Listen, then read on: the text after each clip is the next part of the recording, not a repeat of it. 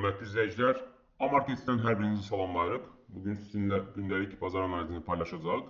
Dollar indeksindən nəzər salsaq, dollar indeksində 21 oktyabrda qeyd etmişdik ki, yüksəliş trendi var və çünki həmin günün birinci müqavimət səviyyəsi, hətta üçüncü müqavimət səviyyəsi qırılıb, qiymət həmin səviyyənin üzərində bağlanmışdı və diqqət etsəniz, həmin tarixdən etibarən artıq üçüncü gündür ki, dollar indeksində yüksəliş davam edir və bugün ərzində də dollar indeksi bugünün birinci dəstək səviyyəsi olan 98.472 səviyyəsini qırıb onun altına bağlanmazsa, biz hələlik dollar indeksində yüksəlişin davam edəcəyini qeyd edə bilərik.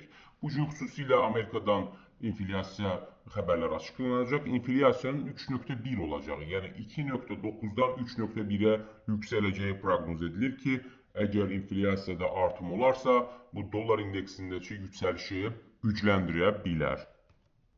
Avro-dollar valyuta cütlüyündə, hörmətli izləyicilər, 22 oktyabrda başlayan satış siqnalı həmin günün ikinci dəstək səviyyəsinə qırılması və qiymətlərin səviyyənin altına bağlanması bir mənada hələ də satış siqnalı dominantdır. Lakin avro-dollar valyuta cütlüyü bir mənada range içərisində ticarət olunur. 2 gündür ki, 22 oktyabr və 23 oktyabr range içərisində ticarət olunur.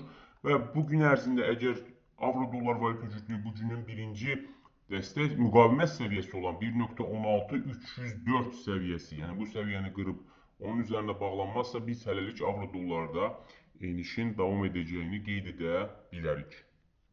Hörmətli izləyicilər, bir digər maliyyə alətimiz GBP-USD valyuta cütlüyüdür. GBP-USD valyuta cütlüyündə 21 oktyabrda başlayan satış trendi bir mənada 1, 2, 3, 4 gündür ki, davam edir.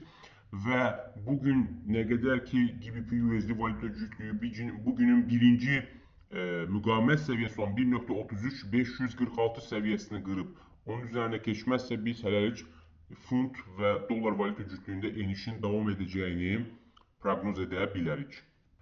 Qızılla bağlı isə diqqət yetirin, qızılda 21 oktyabrda olan güclü satış siqnalı hələ də dominantdır və günlər üzrə qızıl birinci, yəni nə 22 oktyabrda, nə 23 oktyabrda, nə də bugün, yəni 24 oktyabrda hələlik birinci müqavimət səviyyələrinin üzərinə keçməyib. Nə qədər ki, qızıl günlər üzrə birinci müqavimət səviyyəsini qırıb onun üzərində bağlanmazsa, yəni bugün üçün 4165 dollar səviyyəsini qırıb onun üzərində bağlanmazsa, biz hələlik qızılda aşağı yönlü korreksiyanın davam edəcəyini söyləyə bilərik. Lakin bugün Amerikadan inflyasiyada hər hansı bir artım olarsa, bu qızıla yuxarı yönlü dəstək verə bilər. Çünki bildiyimiz kimi dünyada inflyasiya artdığı zaman qızıla tələb artmış olur. Hörmətli izləyicilər, bir digər maliyyə aləti S&P 500 indeksidir. S&P 500 indeksində 22 oktyabrda yaranan güclü satış siqnalı hələ də bir mənada dominantdır. Çünki 23 oktyabrda S&P 500 indeksi həmin günün birinci müqavimət səviyyəsini test etdi, lakin onu qırmadı. Bu deməkdir ki, hələ də bazarda satıcılar güclüdür.